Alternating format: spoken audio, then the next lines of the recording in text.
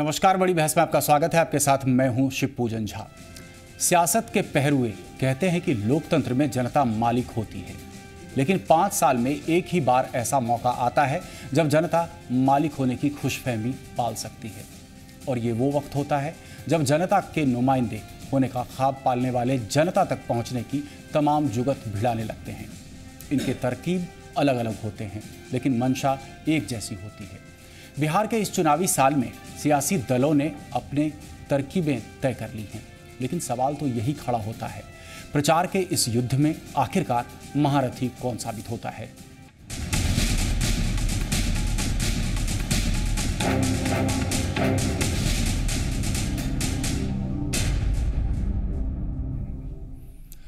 तो शुरू करते हैं आज की बड़ी बहस।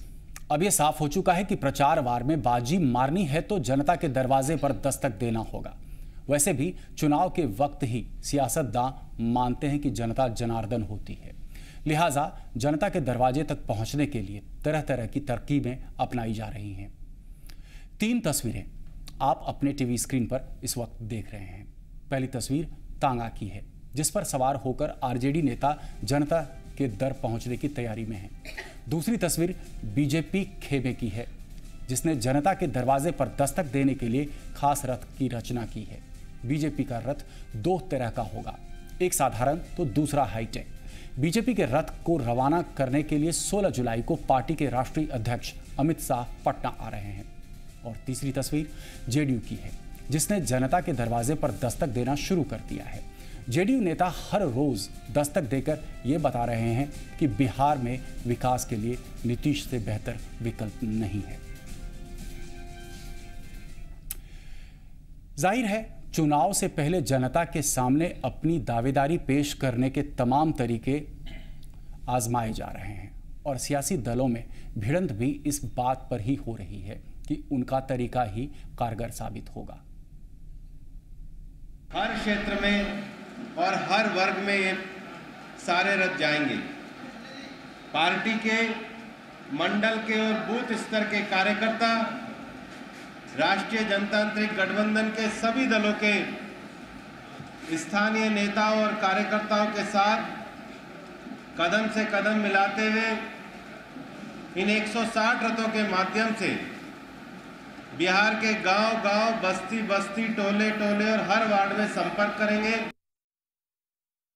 हमारा क्या है, हमारा देखते हैं जो गाना भी है, बिहार में बहार है। आप देख रहे हैं ना। दूसरी तरफ क्या लोग कहते हैं कि बिहार में भ्रष्टाचार है, तो अहंकार है, तो अपराध है। हम क्या कह रहे हैं कि बिहार में बहार है। पिछले 10 वर्षों में बिहार में जो काम हुआ है, यहाँ के लोगों ने देखा है, जो बिहार का मान सम्मान बढ़ा है, आधारभूत जो ढांचा उसमें जो इतनी तरक्की हुई है, शिक्षा स्वास्थ्य के केंद्र में काम हुआ, और सबसे बड़ी बात है कि लोगों में जो एक उत्साह आया है, लोगों के मन में एक जो भविष्य के लिए अच्छी सोच आई है, उसको हम लोग सेलिब्रेट कर रहे हैं। तो 3 तस्वीरें आपने देखी और इसी पर ज्यादा चर्चा के लिए इस वक्त हमारे साथ स्टूडियो में मौजूद हैं डॉक्टर अजय आलोक, प्रवक्ता जेडीयू, प्रेम रंजन पटेल जी, विधायक बीजेपी, उपेंद्र सिंह साहब, नेता हम पार्टी के, सरबत जहां फातिमा जी, नेता कांग्रेस, और शक्ति यादव जी, नेता आरजेडी। आप सबों का हम तहे दिल से स्वागत करते हैं। पहला सवाल आप ही से लेना चाहते हैं डॉक्टर अजय आलोक जी।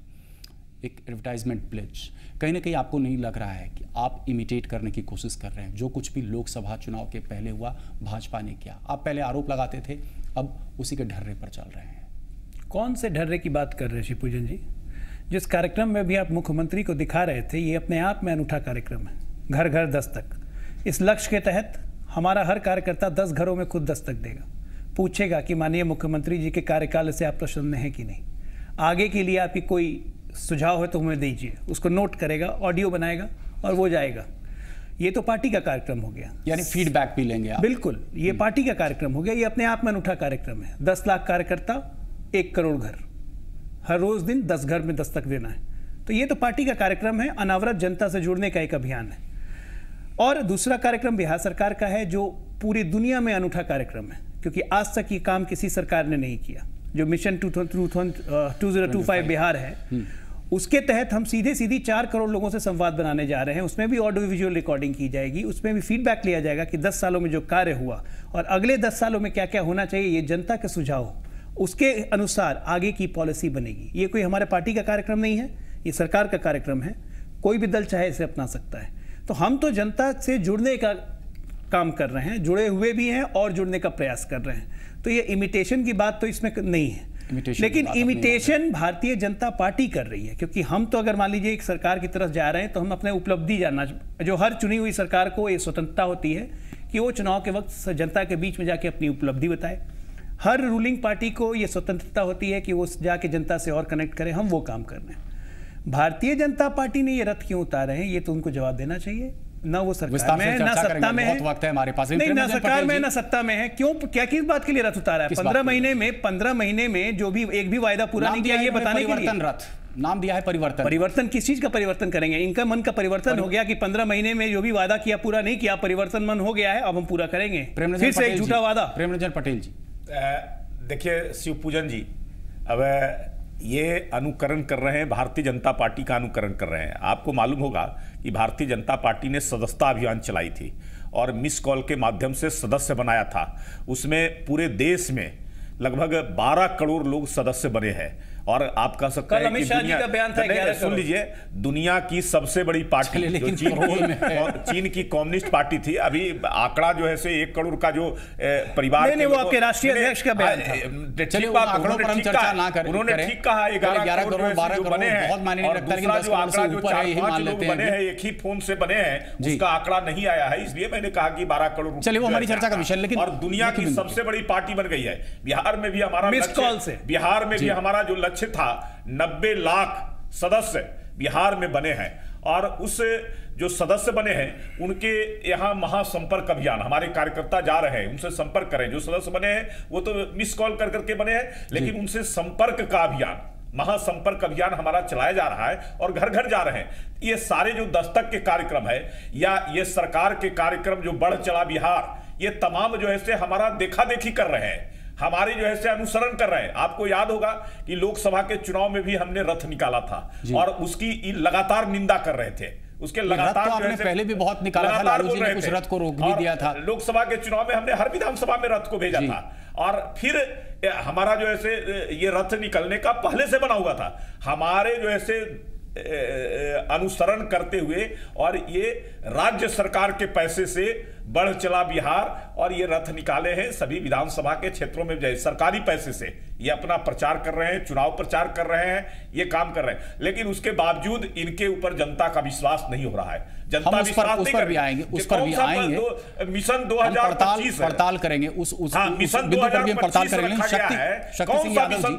शक्ति सिंह यादव जी, आपसे हम समझना चाह रहे हैं, दो महारथी चुनावी मैदान में, किसका तौर तरीका लगता है आपको जनता अपनाएगी? अभी दो का ही जिक्र किया है। श्री पूजन जी, राष्ट्रीय जनता दल पगडंडियों में विश्वास रखता है, जनता में विश्वास रखता है, कान में विश्वास रखता है, सीधा संवाद में विश्वास रखता है। जहाँ तक सवाल है प्रेमरंजन पटेल जी ने जो कहा कि सरकार सरकारी खर्चे पर ये जो है विज्ञापन दे रही है और प्रचार कर रही है, ये प्रोगेटिव ऑफ गवर्नमेंट है, इस पर किसी प्रकार का हम कोई टीका टिप्पणी नहीं करनी चाहिए। क्योंकि इनके जहाँ जहाँ सरकार है, इनके मुख्यमंत्री प्रचार प्रसार कर रहे हैं, प्रतिदिन आते रहता है विज्ञापन हर जगह। लेकिन अगर राज्य के हित के लिए, राज्य के विकास के लिए कोई सरकार अगर कार्यक्रम करती है और सरकार ने काम किया है जनता के लिए, तो उन चीज़ों को अपने विजन के रूप में अगर राज्य की जनता को बताना चाहती है, दिखाना चाहती है, तो ये गलत नहीं है। रहा सवाल भारतीय जनता पार्टी, उन्होंने कहा कि मैंने पहले भी किया था पार्लियामेंट में, हम पर कई तरह के आरोप लगे। तो ऐसा है प्रेमरंजन पटेल जी कि काट के हांडी बार बार नहीं चढ़ती है, एक बार चढ़ गई है। देश की जनता ने आपको देखा किस तरह से सब्जी बाग दिखा करके देश की जनता को आपने जो है धोखा दिया है, उसको बिहार की नहीं देश की जनता भी जान रही है। सवाल यह भी उठता है कि इतने बड़े पैमाने पर आपने जो रथ निकाल रखे हैं और लाए हैं, ये पैसे कहाँ से ला रहे हैं, ये पैसे कहाँ से आ रहे हैं? गरीब के जो पेट में अनाज नहीं है, रोटी नहीं है, और आप जो है काले धन का वादा कर करके कि हम काला धन लाएंगे, क्या काला धन उसी में लगा रहे हैं आप? यही है काला धन का सशक्त माध्यम आपका प्रचार तंत्र में लाना। तो भारतीय जनता पार्टी में है कथनी और करनी, दोनों में बड़ा ही फर्क है। तो मैं एक स्पष्ट तौर पर कहना चाहता हूं कि देश की जनता और राज्य की जनता इनके खोखले वादे इनके तौर तरीके से नहीं रखते। नहीं, इनको बता रहा हूं कि देश की जनता देख रहा है कि देश का प्रधानमंत्री लगातार विदेश के दौरे पे, एक कार्यक्रम देश हित में राज्य के गरीब के हित में, जनता के हित में, और खास करके जहां चुनाव हो रहा है बिहार में, आज इतने लंबे अवधि तक बीत गया, साल बीत गए, लगभग 15-14 महीना 13 महीना पार करने जा रहा है। बिहार के लिए, इस देश की सरकार ने बिहार की गरीब जनता के लिए क्या किया? आदरणीय लालू पटेल जी, बहुत सारे सवाल एक साथ आदरणीय लालू फिर और आएंगे, और भी सवाल आप कर सकते हैं, बहुत मौका मिलेगा। कंप्लीट कर लूं जरा सा, एक कंप्लीट कर लूं। यही कारण है कि आज जो जेटली जी देश के वित्त मंत्री हैं, उन्होंने जिस तरह से देश का जो तस्वीर उन्होंने बयां किया और बताया कि देश में 51% लोग दिहाड़ी मजदूर हैं, तो राष्ट्रीय जनता दल का जो सीधा आरोप है, लगातार हम इन चीजों को कह रहे हैं कि वो कौन लोग हैं, किस जाति के हैं, किस बिरादरी के लोग हैं। देश के संविधान निर्माता भीमराव अंबेडकर साहब ने स्पष्ट तौर पर संविधान में ये मान्यता दी है, जगह दी है कि जातीय गणना होनी चाहिए। किस जाति और किस बिरादरी के लोग, कितनी संख्या, उनकी आर्थिक स्थिति क्या है, बदहाल है, किस तरह से हैं, उनके विकास की रोशनी उनके घरों तक पहुंची कि नहीं पहुंची, सवाल यह है। लेकिन आप इन सवालों पर ध्यान नहीं दे रहे हैं। पूरे दुनिया में आप सैर कर रहे हैं, कोई देश का कोई कार्यक्रम नहीं है आपके पास, नीति। प्रेमरंजन पटेल जी जवाब देंगे आप? देखिए, जरूर जवाब देंगे। इनके अलावा जो है से जातीय उन्माद फैलाना, द्वेष फैलाना, लड़ाई झगड़ा कराना, इसके अलावा कोई मुद्दा नहीं है देश के अंदर में। ये विकास की चर्चा करते हैं, विकास की बात करते हैं, और ये बताएं कि यूपीए की सरकार में लगातार 10 वर्षों तक थे। इनके नेता 5 साल तक मंत्री थे और 5 वर्षों तक अलग थे, लेकिन समर्थन कर रहे थे, जबरदस्ती का समर्थन कर रहे थे यूपीए की सरकार का। और यूपीए की सरकार ने पिछले 10 वर्षों में बिहार के साथ सौतेला व्यवहार किया। बिहार की योजनाएं जो थी उसको बाधित कर करके और लंबित करके रखी। उसके लिए जो राशि था उपलब्ध नहीं कराया गया, जिसके कारण चुनावी मुद्दा होगा, 2004 में जिसका स्वीकृति हुआ, चुनावी मुद्दा होगा, पूरा नहीं किया गया। आपका चुनावी मुद्दा नरेंद्र मोदी की सरकार आते ही और एक वर्ष के अंदर में उन तमाम इनको मैं ज्ञानवर्धन करा दूं। क्योंकि सीधा आरोप ये कांग्रेस पर है। कांग्रेस के रिप्रेजेंटेटिव हमारे पास है, कांग्रेस के रिप्रेजेंटेटिव हमारे पास है।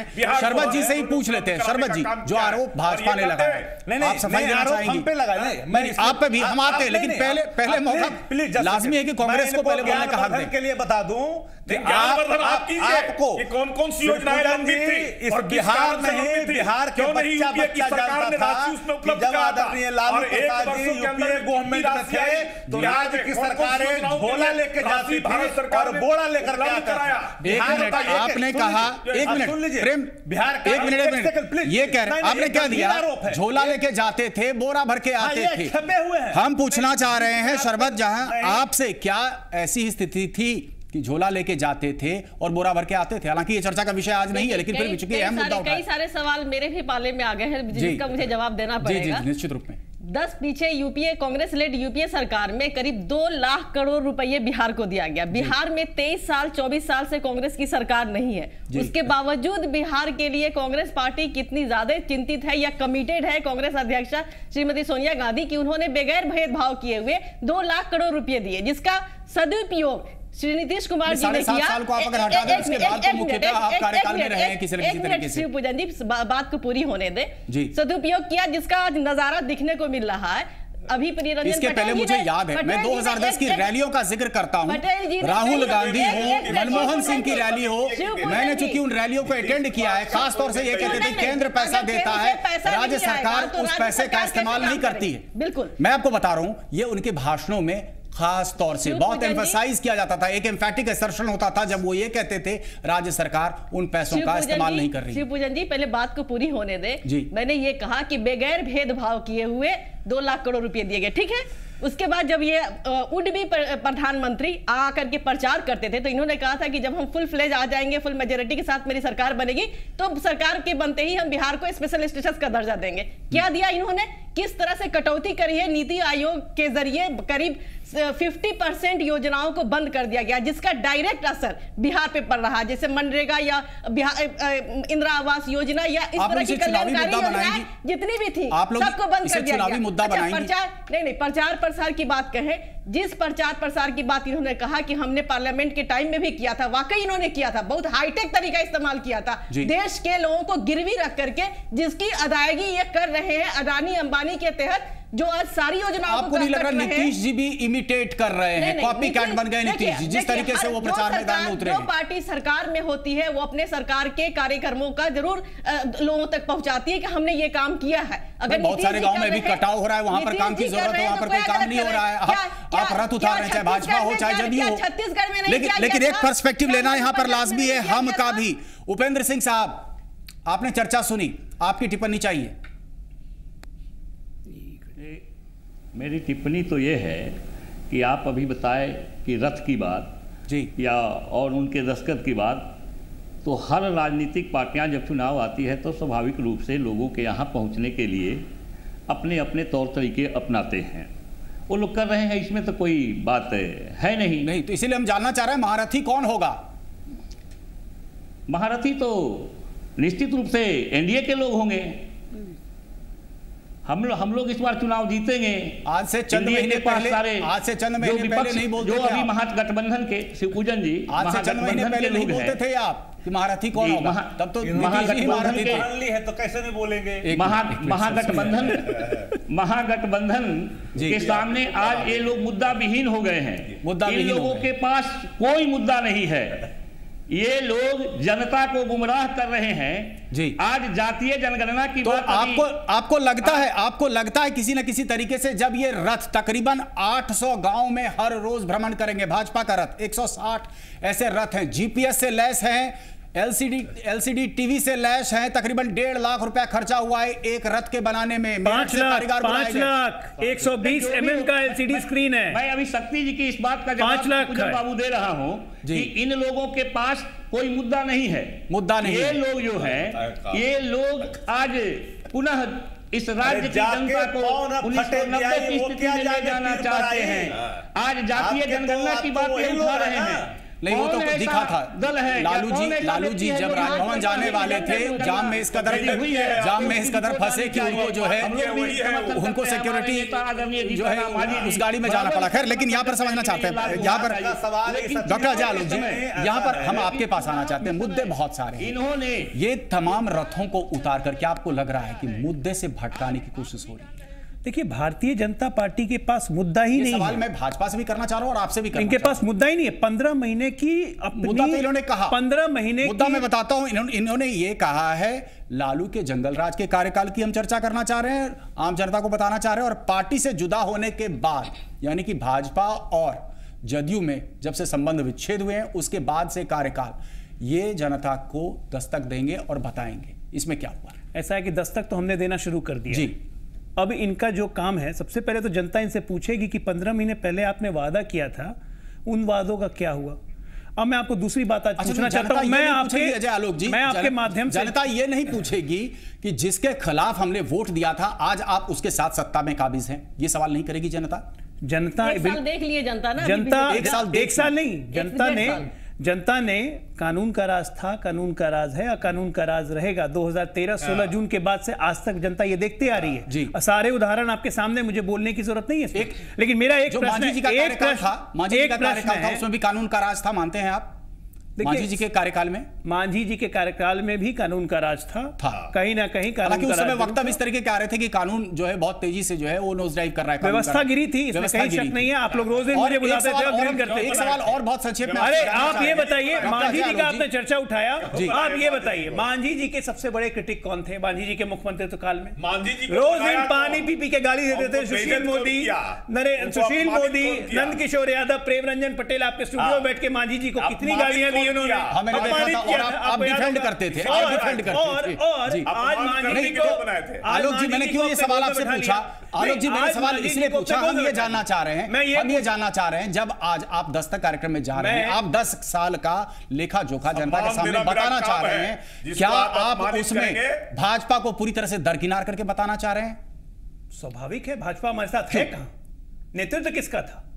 जब ये कहते थे आप ही के स्टूडियो में बैठ के भारतीय जनता पार्टी के लोग, खुद प्रेम रंजन पटेल, जब नेता को ताली तो गाली भी नेता को। आपको याद होगा इन लोगों का फेमस डायलॉग होता था 2013 में जी। स्मरण शक्ति भाजपा के तमाम मंत्रियों ने जो भी अच्छा कुछ किया तो वो क्रेडिट आपको नहीं देना चाह रहे। तो नेता नीतीश कुमार है, भाजपा के तमाम मंत्रियों ने जो कुछ भी अच्छा किया आप उसको क्रेडिट बिल्कुल नहीं देना चाहते। उसका तमाम क्रेडिट आप जनता से चाहते हैं कि जनता आपको क्रेडिट दे। ऐसा है ऐसा है कि जनता भी जानती है कि जब टॉप पे मास्टर अच्छा होता है तो नीचे के डिसाइपल अच्छा ही काम करेंगे। डिसाइपल अब मैं एक इनसे सवाल है मेरा प्रेम रंजन जी से जी। आज इकोनॉमिक टाइम्स में एक क्वेश्चन आया है, प्रेम रंजन जी कृपया करके जवाब दें और उसके बाद जवाब दें कि रथ कैसे चल रहे हैं। सवाल ये है, यूनिसेफ की एक रिपोर्ट आई है जिसमें कहा गया है कि भारत के केंद्र सरकार स्वास्थ्य मंत्रालय के पास 143 करोड़ रुपए नहीं है कि टीबी की दवाइयों खरीद का समुचित खरीद हो सके।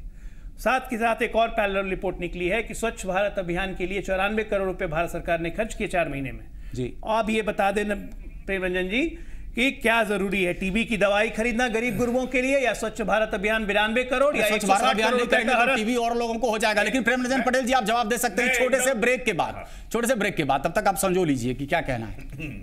संजोए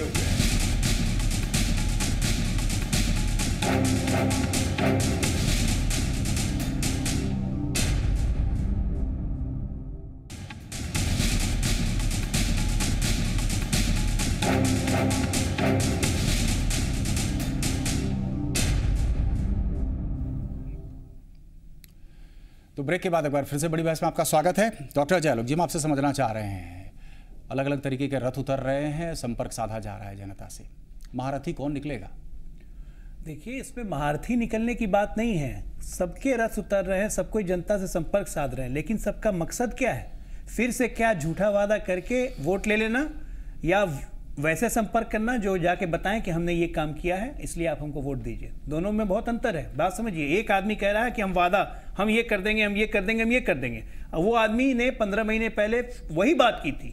और दूसरी तरफ एक आदमी है जो कह रहा है कि पिछले 10 वर्षों में मैंने ये किया है, ये किया है, ये किया, आपके आंख के सामने, तब आप किसको वोट देंगे? शक्ति जी, तो दोनों में बहुत अंतर बातों से नहीं, बिल्कुल ये बात तो सत्य है कि जो भी सरकारें काम करता है तो अपना काम को निश्चित तौर पर जनता के बीच में बताता भी है और आगे के कार्यक्रमों के बारे में भी कि हम अगर आएंगे तो इन चीज़ों को करेंगे, क्योंकि मेरा कार्यकाल विकास के पथ पर अग्रसर रहा है। लेकिन मैं चूंकि उन्होंने जो लगाया था आरोप, तो मैं इन आरोपों को पहले तो सिलसिलेवार ढंग से जवाब दे दूंगा। मैं व्यक्तिगत तौर पे आपसे अनुरोध करूंगा कि बीच में इंटरप्ट करने के आप कृपा ना करें, तो बड़ी कृपा आपकी होगी। देखिए, उस पर हम ना ही जाएं। नहीं, देखिए बहुत मौका मिलेगा कि व्यक्तिगत जिस तरीके से बातें हुई, अब चर्चा एक गंभीर दिशा की ओर बढ़ रहा है, तो कोशिश करें कि इसकी गंभीरता बनाए रखें। मैं देखा महारथी कौन है, नहीं मैं कौन निकल करना चाहता, मैं बिल्कुल जो चीजें हैं, नहीं, ये राज्य की जनता आपके कार्यक्रमों को देख रहा है जी। और मैं बड़ी अदब के साथ आपसे कहना चाहता हूँ कि आदरणीय प्रेम रंजन पटेल जी ने कहा कि यूपीए सरकार ने क्या किया,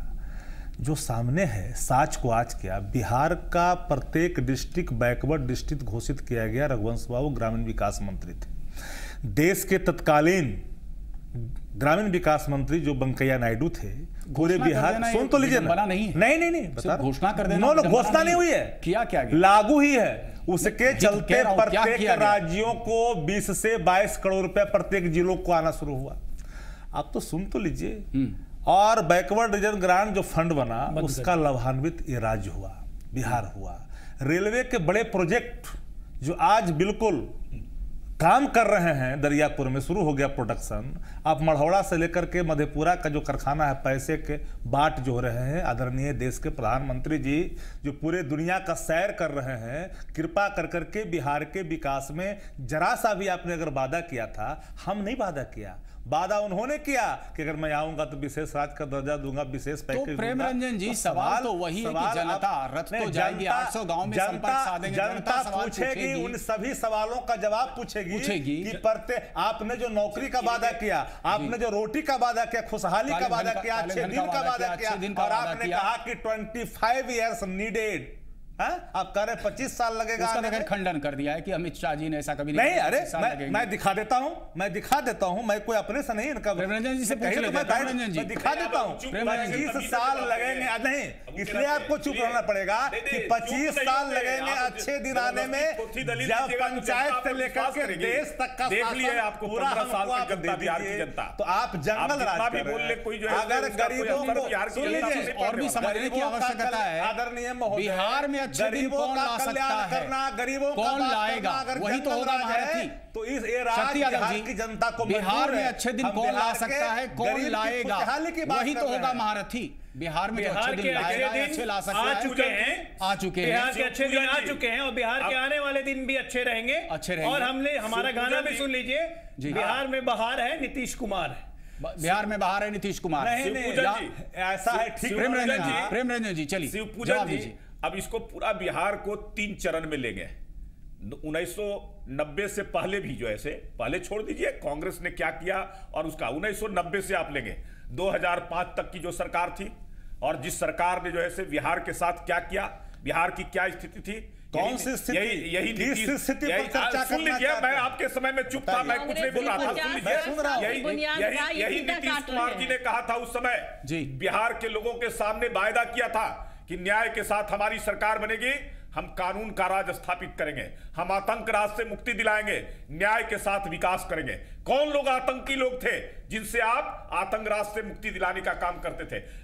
आज वो सारे लोग आपके साथ आ गए, अरे सारे आपके साथ आ गए, न्याय के साथ विकास किया। आपने अन्यायी लोग थे बिहार के साथ, अन्याय से गिनना शुरू कीजिए, सारे आपके गोद में बैठे हुए, जिनके साथ आज वो लोग, आपने कहा था वो लोग जिनके कारण मिलकर करके जंगल राज आतंक राज था, वो सारे आपके गोद में आ गए। सामाजिक न्याय की सरकार, गरीबों की सरकार, कमजोर तबकों की सरकार, अगर जंगल राज है,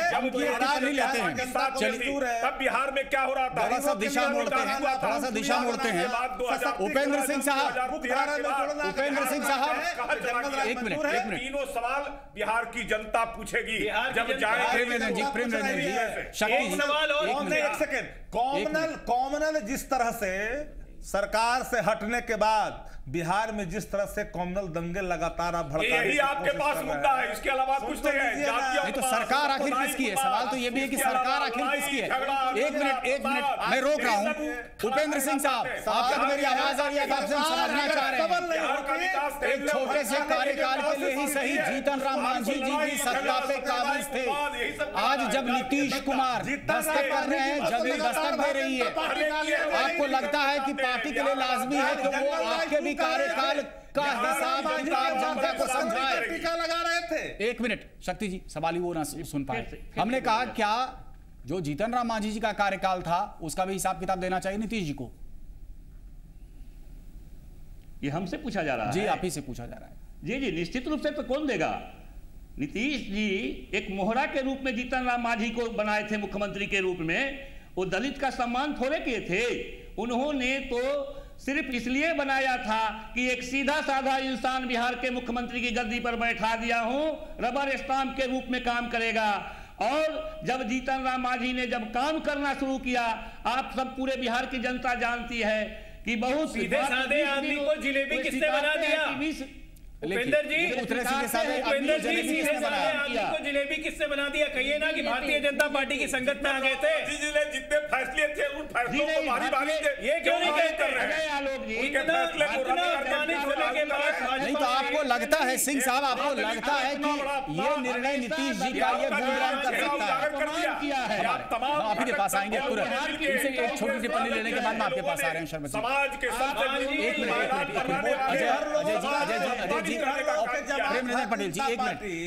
कि जो लोग सिंह साहब आपसे हम समझना चाह रहे हैं, ये जो निर्णय नीतीश जी ने लिया, क्या नहीं कहा, जीतन राम मांझी को पदच्युत करने का, ये बूमरैंग कर सकता है? आपको लगता है वो महारथी नहीं बन पाएंगे इस चुनाव में? निश्चित रूप से महारथी कैसे बनेंगे वो? क्यों?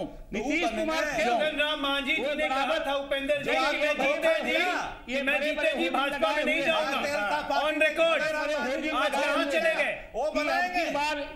जीतन राम मांझी जी ने खुद कहा था कि मैं जीते जी भारतीय जनता पार्टी में नहीं जाऊंगा। आज कहां चले गए? नीतीश कुमार जी ने ये बताइए। हमारे नेता और भारतीय जनता पार्टी ने इतना अपमानित किया और आज गोद में बैठा दिया। दुश्मन नंबर 1 है। चर्चा कर रहे थे सचिन यादव जी कि काट खिलाड़ी द्वारा नहीं चढ़ेंगे, आप लोग नहीं चढ़ेंगे। उदाहरण ये देखना होगा आखिर किसकी काट की हांडी इस बार नहीं चल पाएगी। शर्मा जी आपसे समझना चाहते हैं, एक अलग पर्सपेक्टिव हम चाह रहे हैं इस पूरे मामले पे। देखिए विचित्र सी स्थिति हुई है, वादा खिलाफी बहुत सारी पार्टियों ने किया है। जनता कुछ मैंडेट देती है और जो सत्तारूढ़ लोग हैं उस मैंडेट को अपने तरीके से ट्विस्ट करते हैं।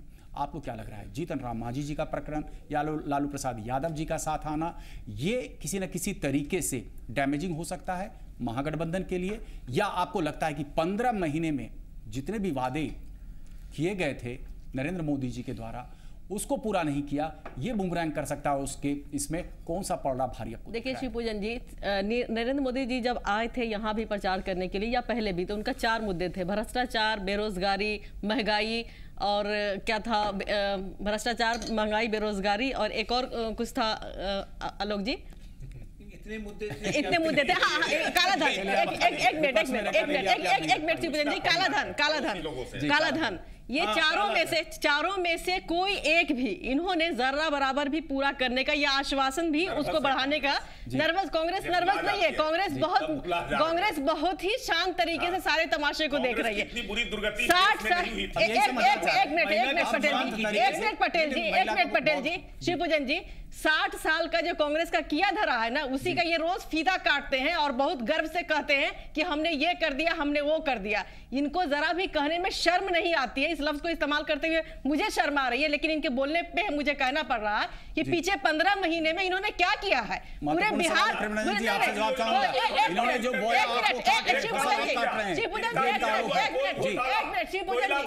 सबसे बड़े अफसोस की बात है,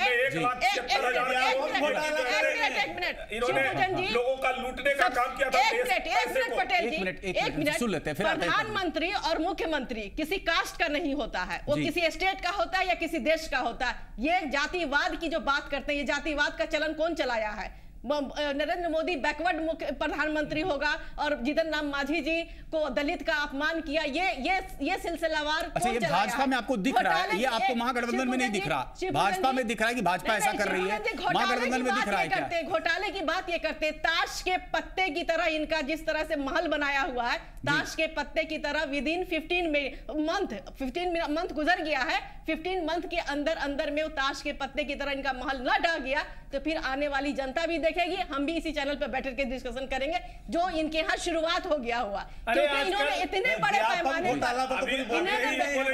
अभी भी नहीं समझ रहे हैं कि देश की जनता ने कांग्रेस को कहां पहुंचा दिया, इनके कारनामों के कारण, काले कारनामों के कारण। देखिए, मैं क्यों ये सवाल पूछ रहा हूँ आप लोगों से, मैं समझना चाह रहा हूँ। घोटाला में मुंह काला हो गया कांग्रेस का। व्यापम घोटाला में क्या हुआ इन्होंने किया है? शिवपूजन जी, व्यापम घोटाला में क्या हुआ? शक्ति जी, एक मिनट, हम 4 रहे, 40 रहे या 400 रहे, लेकिन किसी भी तरह से अपनी विचारधारा से, अपनी आइडियोलॉजी से और जनता से किए हुए कमिटमेंट से कोई समझौता हम नहीं कर सकते। इनकी तरह झूठे वादे क्या नहीं करते। यही बात आप अपने अलायंस पार्टनर के लिए कह सकते हैं? बिल्कुल, हमने जो जदयू के लिए कह सकती हैं आप, यही बात जदयू के लिए कर सकते हैं आप? नहीं लगता है कि नीतीश कुमार जी ने जो पीछे वादा किया है वो जरूर पूरा भी किया है और करने की कोशिश भी कर रहे हैं, उसमें बढ़ चले हुए। तो वो आइडियोलॉजी, अजय आलोक जी, आइडियोलॉजी कहां गुम हो गई थी 17.5 साल के लिए?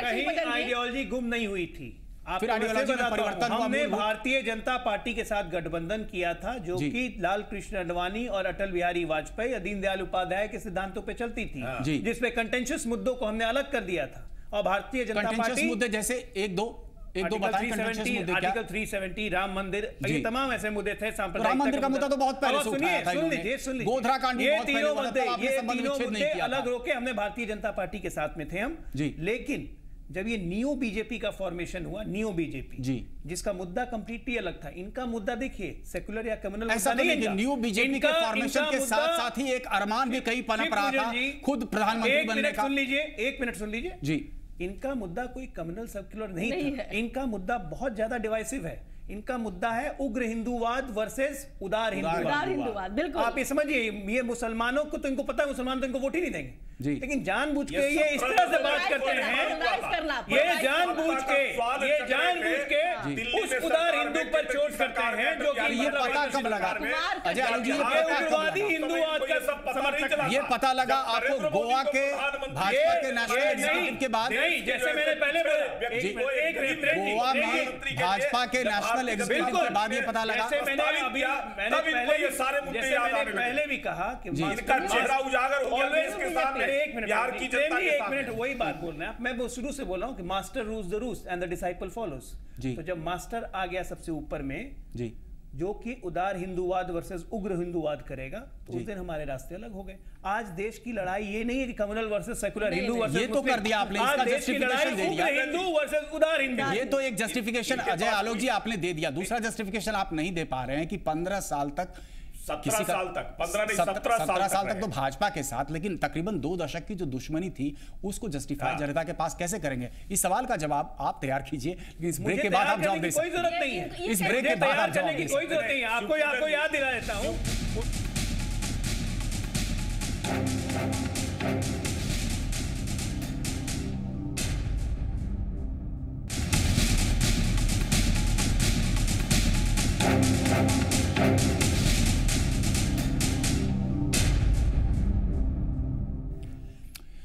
तो ब्रेक के बाद बड़ी बहस में फिर से आपका स्वागत है। डॉक्टर अजय आलोक जी, ब्रेक के पहले जो सवाल था, आपने जो सवाल किया था उसका जवाब ये है। आप सबसे पहले ये बताइए कि आपको जुमलों की सरकार चाहिए या वास्तविकता की सरकार चाहिए? पहला बात ही मैं नहीं समझ पाया, थोड़ा सा मतलब आ रहा हूं मैं आपके सवाल मेरे धरातल पे उतर करके बहुत सिंपल भाषा में आपको समझाना होगा। जस्टिफाई कैसे करेंगे कि 15 साल जिसके खिलाफ आप लड़े, आप आज उसके साथ कैसे जाएं? नहीं, वो तो सवाल मुझे ध्यान है। हाँ, आप उसी का जवाब सुनिए ना आप। जी, उसका पहला जवाब यह है कि नीतीश और लालू जी बहुत दिनों से शुरू से साथ की राजनीति किए। जब लालू जी सत्ता में आए 1991 में, 90 में जब सरकार बनी, यहाँ पे संयुक्त जनता दल यूनाइटेड की, नहीं संयुक्त जनता दल यूनाइटेड की, मैं आपको सिंपल बताता हूँ, वर्क कल्चर का डिफरेंस था जी, वर्क कल्चर का डिफरेंस था। लालू जी के काम करेज के पैटर्न और वो लोग मैं वाकिफ हूँ। हाँ, और वो लोग क्या गारंटी है जो अगले 15 दिन में या सरकार, आप जब सुनते नहीं है, बीच में आप आ जाते हैं, मुझे 2 मिनट में 1 मिनट में खत्म कर दूंगा। हाँ सुनाइए। वो लोग जो लालू जी को बदनाम जिन्होंने किया, जिन्होंने आतंक राज का संज्ञान दिया, आज वो लोग भारतीय जनता पार्टी के गोद में बैठे हुए हैं। आप इनके अलायंस को देखिए, शुरू से लेकर अभी तक। अब छोड़िए, हम उसकी बात भी छोड़ दी, हम उसकी बात आपने भी किया था। हम उसकी बात, जदयू क्या ये कह सकती है कि जदयू ने राजद को या लालू प्रसाद यादव को बिल्कुल भी बदनाम नहीं किया था? क्यों नहीं किया था? हम तो कहते थे कि आतंक राज है। हम कहां नहीं कहते थे? रूल ऑफ लॉ से कभी कॉम्प्रोमाइज नहीं कर सकते। आज भी हमारा ये स्टैंड है।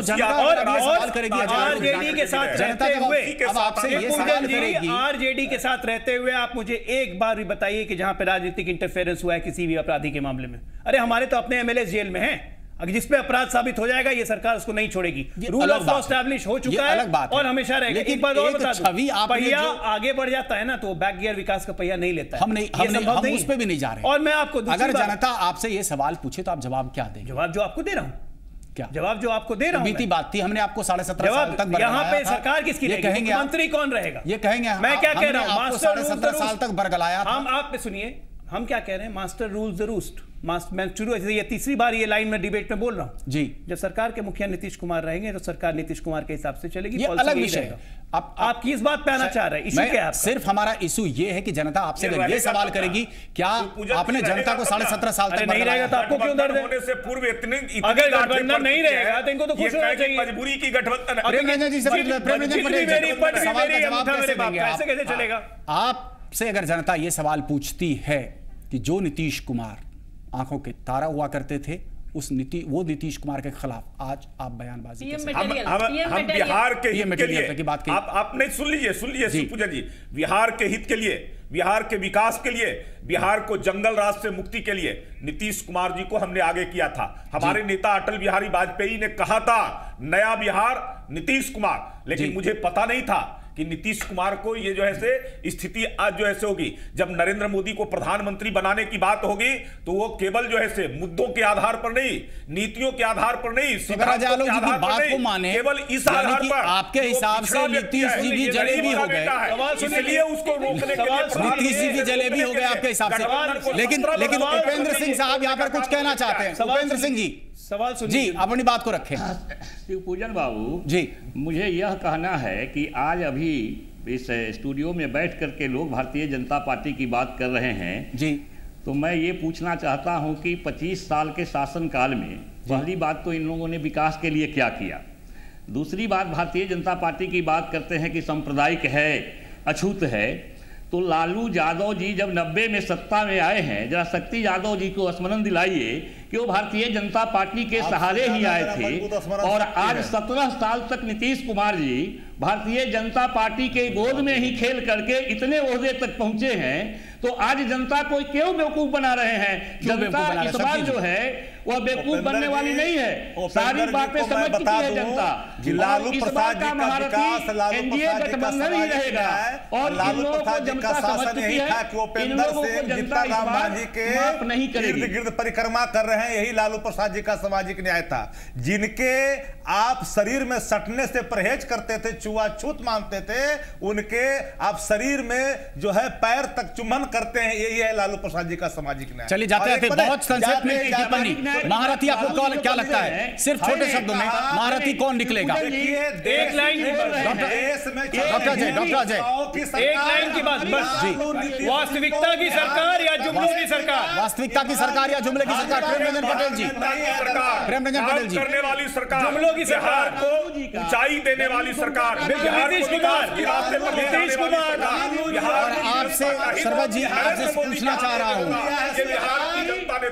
जुमले की या जो भी काम करने वाली सरकार, कांग्रेस के हाथ क्या लगना है? बिहार विरोधी नरेंद्र मोदी, आपने देखा होगा कि आज भी हमारा ये शुरू हुआ है। बिहार बैसाखी से दूर नहीं हो पाएगी कांग्रेस, बैसाखी से दूर नहीं हो पाएगी कांग्रेस, बिहार के कांग्रेस से कोई महारथी नहीं बनेगा, बिहार के कांग्रेस से कोई महारथी नहीं बनेगा। के लिए चलिए, वक्त की कमी है, वक्त की कमी है। हम आप सबों का बहुत बहुत धन्यवाद करना चाहते हैं, डॉक्टर अजय आलोक जी, प्रेमरंजन पटेल जी, शक्ति यादव जी, उपेंद्र सिंह साहब और सरवत जहां फातिमा जी स्टूडियो में आने के लिए बहुत बहुत धन्यवाद आप सबों का। लेकिन अपने दर्शकों से आग्रह करेंगे, ताजा खबरों के लिए देखते रहिए जी पुरवैया।